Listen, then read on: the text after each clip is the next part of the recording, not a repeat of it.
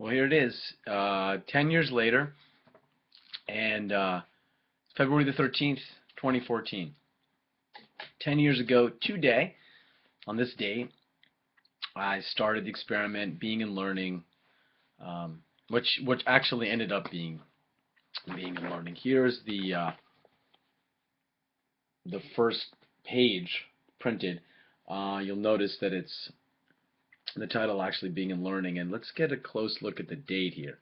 There it is, February 13th, 2004, initiated, completed, first draft, February 13th, 2005. I can't recall if this title page was something that I made after the fact. I really don't. What I do know is that I started typing some thoughts. Now, the third preliminary video that I recorded yesterday, actually, it's a reading of the paper, Tune In, Turn On, Let Learning Happen.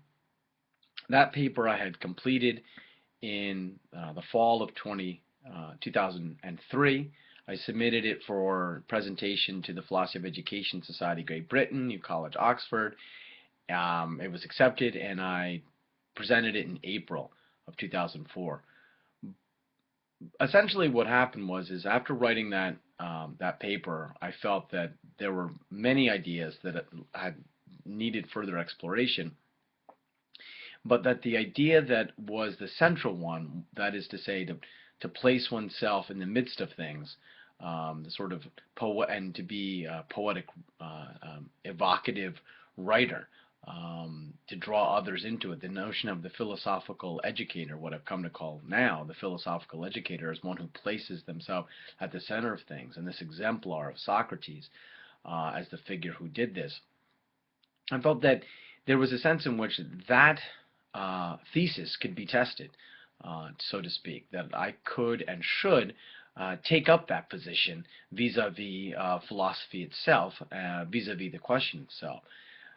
And so that came to me, I suppose, somewhere in January.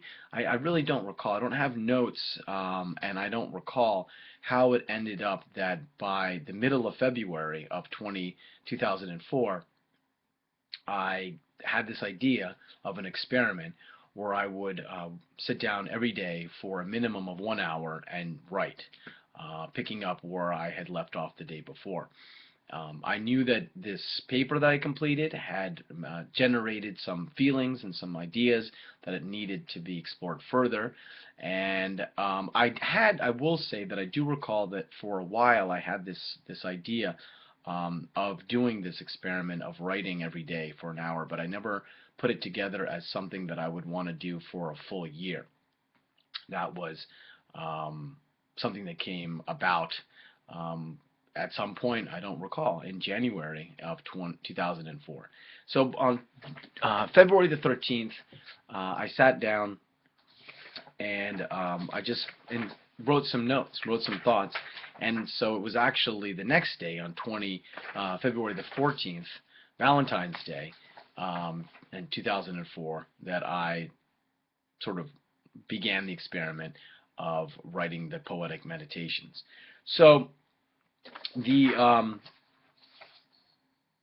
something that I wrote, or a citation that actually appears.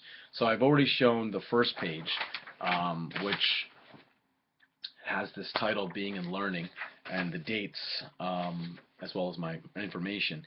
The second page of the initial original documents, and so I have on the blog. If you go back in January, you'll see early January, I took a photograph of the two binders, and perhaps at some point I will record a meditation from my office at Hofstra, and I will show the binders. But originally, what I would do is I would write, obviously, every day, and then I would immediately print out what I had written and punch 3 holes in it and put it into a binder. It ended up being 2 binders. So the collection of all of the material is in these 2 binders, the original printed material. At some point later, I added a quotation from Saint Bonaventure, who I mentioned in the paper that I read yesterday. That's the third preliminary, the paper I presented at Oxford. And I added this quotation from St. Bonaventure probably as I was completing the revisions of the initial material, as I was preparing it to share it with folks. So and that appears as the second page. The book ultimately that was published, Being and Learning, does not have this quotation in it. It actually begins with a quotation from Nietzsche. But I'm working from the draft material with Being and Learning 2.0. So I won't be looking at or showing the book, which is interesting because the blog has the picture of the published book. I might have to change that actually. I might have to add I might have to make a new photograph of the book with the two binders. That seems to make more sense. Anyway, in the second page in the binder, the first binder, I have a quotation from Bonaventure from The Soul's Journey into God, which I first read, I was introduced to and read at Fordham as an undergraduate, and this was written in 1259. And I chose this citation because it offers up a sort of an epigram that's appropriate for the work and the writing that I'm sharing. Bonaventure writes, "I ask you then to weigh the writer's intention rather than his work, the meaning of his words rather than his uncultivated style, truth rather than beauty, the exercise of affection rather than erudition of the intellect. To do this, you should not run rapidly over the development of these considerations, but should mull them over slowly, with the greatest care." Here ends the prologue. So those are the final lines of the prologue of Bonaventure's Soul's Journey into God. And they are words that capture my own sentiments, hence why this is an epigram to this Being and Learning 2.0. So I start with Bonaventure, and I ask you to consider my intention. I've talked a lot about what I was trying to do, what I'm trying to do again in revisiting. I'd like to ask you to consider the meaning of the words rather than my uncultivated style. I'm not under any illusion that this is, well, it's all relative, the sense of cultivation and being cultivated, but, here I am with my hat and hoodie on a beautiful snowy day. We have quite a tableau outside today. Yet another winter storm happening, so it's a very appropriate, I feel, a setting. The quiet, slow falling of the snow. Really just a beautiful day. So that's the first page of text. And then the material that I wrote that first day is here. It's a couple pages, and it really, I suppose what I had thought I was going to do was just write this sort of fragmentary type of thing. That you see that I begin with what the first questions, the challenge of learning. And the notes on the side are what I wrote after the fact as I was editing the material. But and the note I write at the top here is that organization of this work takes its inspiration from the Tao Te Ching, Heraclitus' fragments, Heidegger's groundwork, although the latter is a bit more organized than this work. The original title of this actually was 363. 363. I was playing with the idea of a 360, which is a skateboarder term, or it was when I was a kid skateboarding, which is, the full revolution. That was a big accomplishment back in the early days of skateboarding. Of course, now that's kind of silly to imagine that that's a big accomplishment for a skateboarder to turn around. But a 360, the idea then of going full circle, a full circle of a year. And then 363, you would say, well, there are 365 days in a year. I titled it 363 because I had imagined that I would not actually write every single day. And that was, the inspiration for that is really straightforward.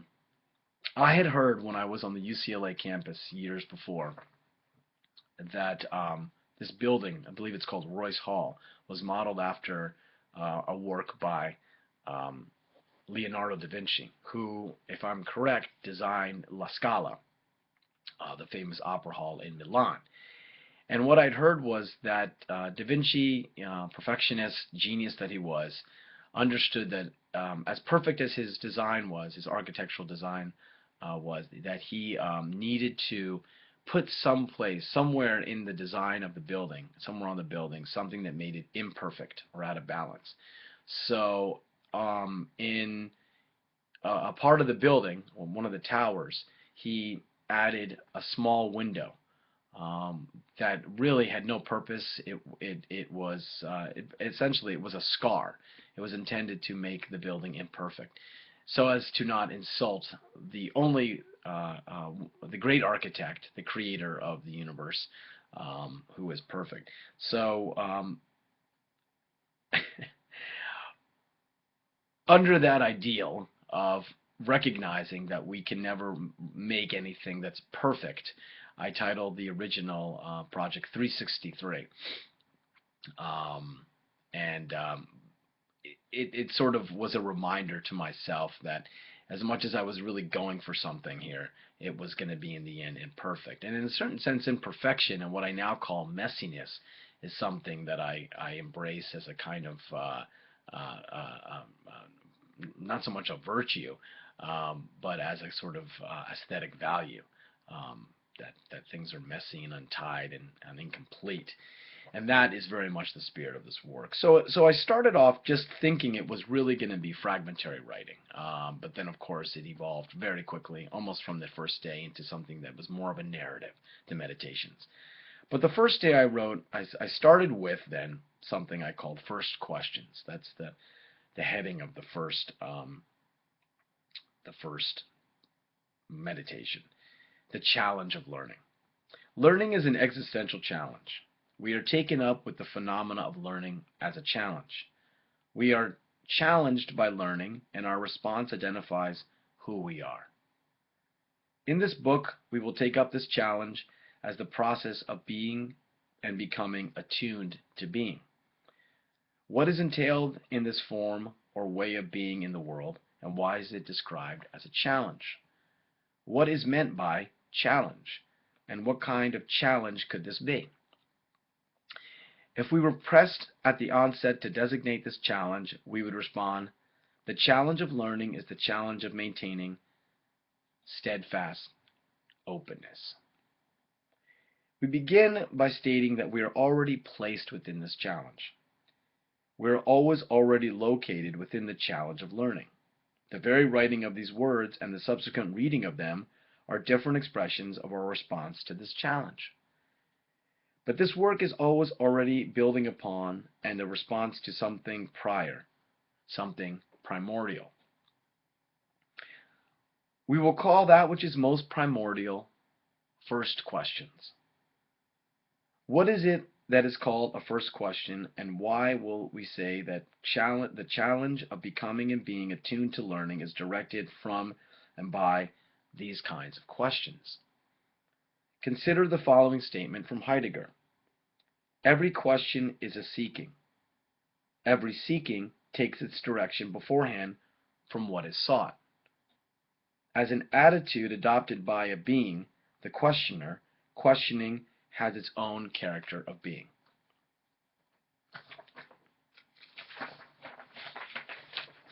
Challenge. Let's say something about this term challenge, and then something about why the challenge of becoming attuned to learning can be designated as maintaining steadfast openness. What does it mean to be challenged by something? Challenged can be understood in the following ways. 1. Invitation or call to take part in something. 2. An order given by a sentry to stop and say who one is. Who goes there, for example. 3. A statement or action which questions or disputes, as in challenging authority. 4. Difficult, demanding, or stimulating task. If we consider our initial description of the first questions in light of these definitions of challenge, we might recognize that the first questions are questions that represent a kind of invitation or call to take part in something. What is it that they invite us or call us to take part in? What is meant by invite and call? How does one respond to this kind of calling? As questions which invite us, they dislocate us, or better, they disrupt or our taken for granted forward progress. We find ourselves caught within the cycle of life, the perennial wheel that can become something of a routine, a treadmill that offers us only a semblance of movement. But these ruts or routines have a powerful potential. That is, the jolt we received when we are released from these cycles is a powerful opportunity for learning and for growth. The first questions stop us and say, who goes there? And in asking this question, they compel us to reflect upon ourselves, to stop and think about who we are. And this, of course, returns us to our existential concern of becoming attuned to learning. These questions also challenge authority. They question authority. But what authority? One way to think about the challenge as a questioning of authority is to consider the foundation of our own lives. Upon what values do I make my decisions? What is the source of my understanding of the world that enables me to navigate, contribute, and engage? Aren't these very words that I'm using already value-laden? What other words might I use to describe this? Is the very idea of questioning one's foundations, specifically the authority of them, already a cultural worldview that needs to be challenged? We can also think about this as raising the question, by what authority do these values compel me? What is the grounding of the ground? Is there an ultimate authority? Who or what grants this ultimate authority, which presents itself as the ground or foundation? This takes us further to the further meaning, which is the challenge as a formal objection. It is now somewhat less complicated for us to understand why the challenge of the first questions, the challenge of becoming attuned to learning, can appear as a difficult, demanding, and even stimulating task. All these are possible ways to initiate a thinking about the task at hand, that is, the challenge of learning. Finally, why is the challenge spoken of here designated primarily as one of maintaining steadfast openness? What is this, and why do we seek it in response to this challenge? Openness denotes a kind of passivity which takes us towards a way of describing ourselves as being open or letting go. When we say letting go, what precisely are we letting go of? First, it is important for us to recognize that this letting go is a kind of freedom. A freedom that comes from releasement. Releasement from what? From the juridical self, from the judgmental self, from the will to power, to make decisions over others and about others. Second, openness is paradoxically something that we both decide upon and something that is decided for us. That is, with openness, we are made to feel chosen by something. we are drawn towards something. It should not be terribly difficult to recognize why this is a challenge. It's a challenge because this openness places us in a vulnerable position. We are positioned as outsiders, as the other, as one who is a visitor. Indeed, as much as we might like to imagine the overlapping of these worlds, the common source of the first questions, if we truly seek to encounter them, we must be ready to be placed outside of ourselves and into an unknown region or domain. And perhaps it is this very displacement or replacement that defines the being and becoming attuned to learning. So that's how I started. And I haven't read that, and that's something I wanted to just share with folks. I haven't read any of this material in this way ever before. In fact, I have to credit my colleague and good friend Stacy Smith for challenging me to do this. When I told her about the experiment and the intention of having a blog in which I would write responses and interpretations on a daily basis as a way of revisiting the daily meditation, she said, well, why don't you speak them? And that's how I came up with this idea of recording these videos. And so reading this, I don't want to say I'm impressed with it, but I kind of am. I'm excited by what I wrote, and it's interesting, and I don't want to say uncanny, but it is interesting to come back and read this opening meditation and to see ideas that have really hung around and really have been sustained, and have sustained me in my work and my thinking as a philosopher, but have just sort of hung around and really, I was going to say have become foundational, but have really been the court or the stage upon which I'm playing, or the notes that I come back to. So mixing metaphors here, but the point being that a couple of them that I really struck me were the idea of steadfast openness. And as I was reading that, I couldn't help but think to myself that at this point when I was writing this, this is a Heideggerian idea for sure, but I hadn't yet encountered Irigaray work. That would come about 4 years later. And Irigaray's become so important to me in helping me to articulate and explore further this project of being and learning. And so I was struck by that. I was also struck by the Arendtian influence here. I wrote, we are challenged by learning, and our response identifies who we are. This is the self-disclosure theme that is so important to this work, and that I've talked about in one of the preliminary videos. And for me, this is the existential dimension and character of being and learning. Not the work, but its actual, the event of the relationship. So learning, understood existentially and ontologically, is the disclosure of who we are. That's really, so I was struck by that. I was also struck by the use of the term freedom.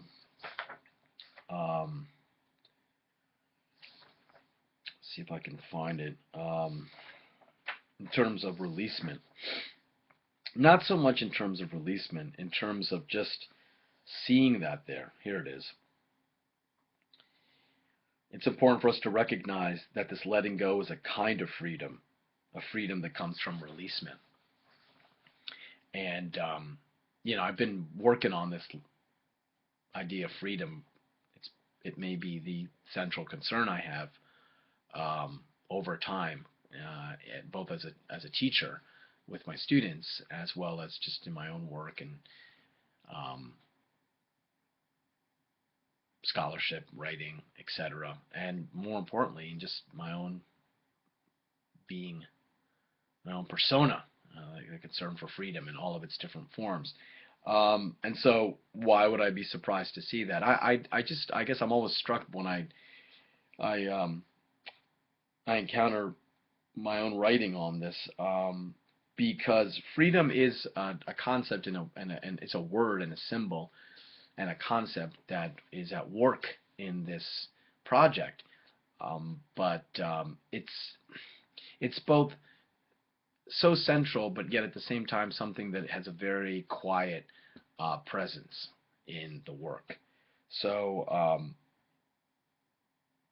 I was I was struck by encountering it at the onset, and to see it phrased in that way, that letting go is a kind of freedom. That would be then the introduction of the word into the project. And I'm very sensitive, I suppose, is what I'm saying, to the entrance of all the terms. And I guess for me, I'm excited and interested to encounter again, because the thing about this project, and I'll sort of say this and perhaps wrap it up, because I don't want to go more than 30 minutes on each of these installations.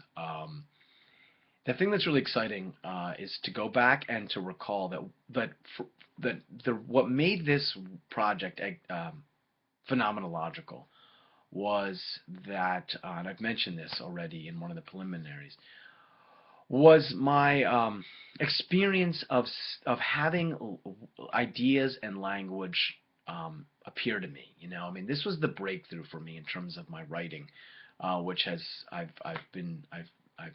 been in that space as a writer ever since. And that is to say, it's this experience of new concepts and new ideas appearing to me, to my mind, to my spirit, transcribing them, in a sense. That's what writing is for me, is a transcription of the flow of thinking as it appears. So as I'm going through these meditations, it's exciting to me to go back and revisit those moments of excitement, because as it was happening, and this was both the exhilaration as well as the exhaustion of experiencing day in and day out, every day, this moment where you would hit this high. People that practice any kind of daily practice, be it yoga, be it going to the gym, working out, running, as well as just practicing music or whatever, this idea of a daily practice. It's what Foucault calls the care for self, I would argue. You have this moment, right? And so you go to you're working out. At the beginning, you're sort of tight. Your muscles are stiff, your bones are stiff, whatever. And you have to loosen up. You have to warm up, and then you get into it, and you're sort of loosening up and warming up. And then there's a moment where it starts to hurt a little bit, because you're just slowly but surely pushing yourself a little bit more. And there's a moment where I don't know if it's conscious or not, but you sort of decide to push yourself and to push through that feeling of pain, or the thought that, well, why don't I just stop? I'm at that point. And at that moment, very often, if not all the time, something kicks in, and it's probably a biochemical, an endorphin, whatever, a hormone, that takes you into this place of energy that sustains you enough to where you get beyond the wall, whatever you want to call it, the feeling that you want to stop, and then you get beyond that, and then it sort of takes you to the conclusion, and so that when you're done, you feel this sense of, okay, a strong sense of completion and exhilaration, and really transcendence, and you feel like that something has happened, and something new has arrived, and it's that exact experience that I had every day writing. So I guess that was a good sort of thought to end on, in terms of just getting ready to move forward, and like like the experiment itself, the 2.0 version of this is going to be one in which I'll see where it goes. I didn't plan to say anything that I have just said about documenting this project, or just about reflecting back on it. So we'll see where it goes.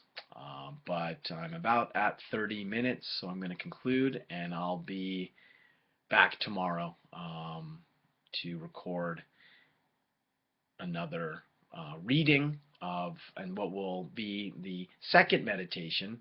Now that I've read this opening bit, I thought that in fact it wasn't the first meditation, but it certainly was. So I suppose it was the first meditation. And I'll be back to read meditation number 2. So Being and Learning 2.0 has officially gotten underway.